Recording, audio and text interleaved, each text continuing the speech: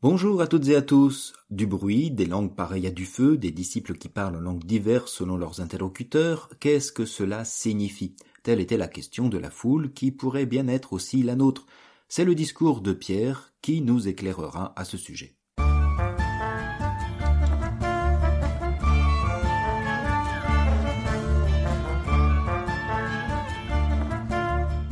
Alors c'est un long discours bien construit que l'apôtre Pierre adresse à la foule diverse présente devant la maison des disciples. On pourrait même dire que cette prise de parole a des accents d'homélie puisqu'elle se situe à l'occasion de la fête de la Pentecôte devant une assemblée.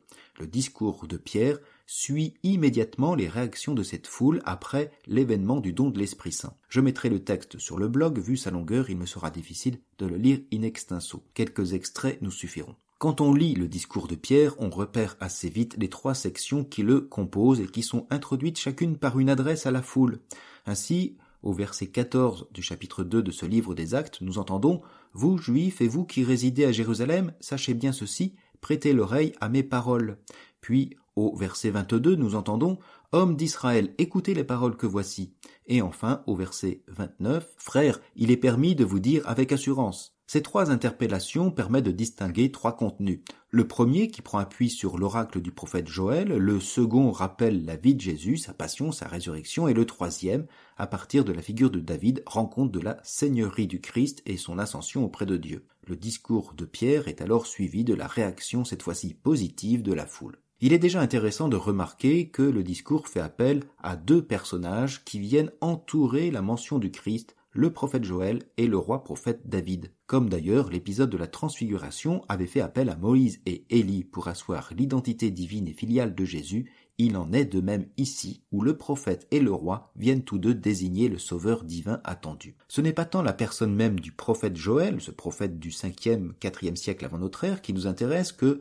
ces paroles reprises par Pierre et tirées donc du chapitre 3 du livre de Joël. Pierre debout éleva la voix et dit « Vous, Juifs, vous tous qui résidez à Jérusalem, prêtez l'oreille à mes paroles. Non, ces gens-là ne sont pas ivres. Mais ce qui arrive a été annoncé par le prophète Joël. Il arrivera dans les derniers jours, dit Dieu, que je répandrai mon esprit sur toute créature. Vos fils et vos filles prophétiseront, vos anciens auront des songes, je ferai des prodiges en haut dans le ciel et des signes en bas sur la terre, le soleil sera changé en ténèbres et la lune sera changée en sang avant que vienne le jour du Seigneur. Alors, quiconque invoquera le nom du Seigneur sera sauvé. » Le prophète attendait et annonçait la victoire définitive de Dieu sur les nations païennes en faveur d'Israël. Ce jour du Seigneur inaugure un temps nouveau où l'ensemble du peuple, depuis les filles jusqu'aux anciens, deviendront par l'Esprit de Dieu donné les prophètes du Seigneur, c'est-à-dire les porteurs de sa parole et de son message. Le don de l'Esprit Saint au jour de la Pentecôte vient donc accomplir cet oracle prophétique. Ce jour annoncé par Joël, où le soleil s'obscurcit, nous renvoie d'ailleurs à la crucifixion, où l'obscurité survit sur toute la terre jusqu'à la 9e heure, car le soleil s'était caché, pouvions-nous lire dans l'évangile de Luc au chapitre 23.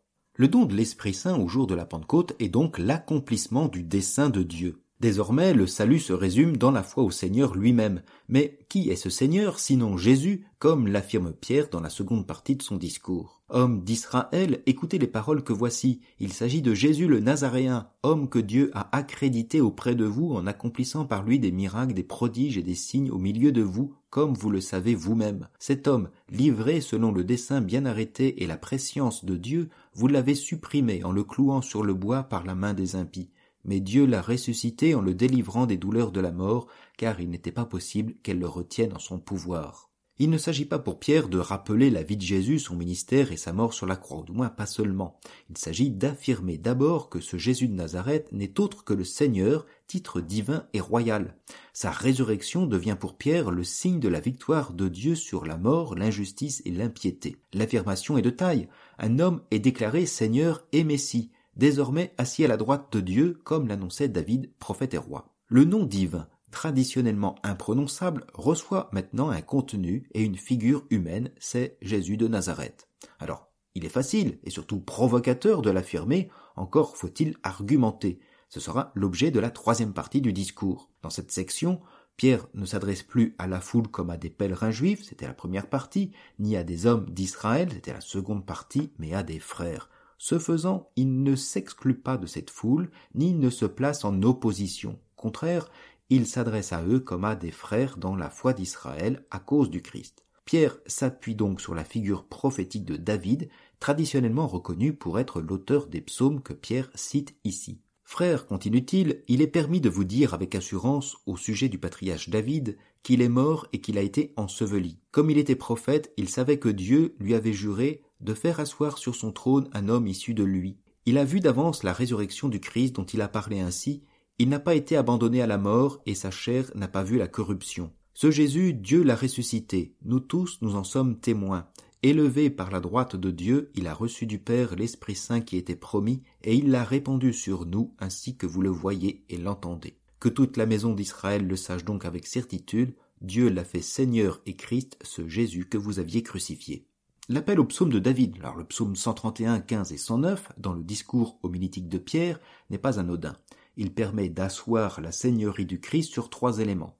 D'une part, comme pour l'oracle de Joël, la venue du Messie, sa passion, sa résurrection viennent accomplir et accréditer le dessein de salut de Dieu en Jésus. Sa mort et sa résurrection font partie du plan divin. C'est une première chose. Mais cette résurrection et cette élévation à la droite de Dieu permet aussi, grâce à l'Écriture, d'associer la personne même du Christ et du Christ crucifié à la figure de Jésus. Il ne s'agit pas d'élever un homme à la droite de Dieu, mais d'affirmer qu'en Jésus, Dieu s'est manifesté lui-même aux hommes pour leur salut. Enfin, troisièmement, l'appui sur les écrits d'un prophète et d'un roi, tous deux morts, permet d'affirmer l'identité divine et éternelle de Jésus qu'on ne peut plus réduire à un simple prophète d'hier ou à un roi. Il est à jamais vivant et sa souveraineté s'enracine dans la croix, signe visible de son amour et de son désir de salut pour tous les hommes.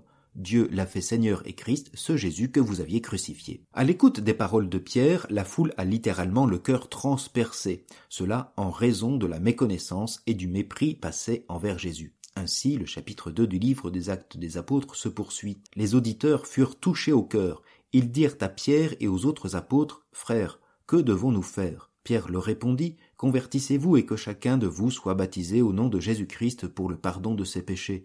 Vous recevrez alors le don du Saint-Esprit, car la promesse est pour vous, pour vos enfants et pour tous ceux qui sont loin, aussi nombreux que le Seigneur notre Dieu les appellera. » En condamnant hier le Messie, la foule s'est placée dans une situation pécheresse vis-à-vis de Dieu. Mais rien n'est perdu, car elle se reconnaît déjà comme frère.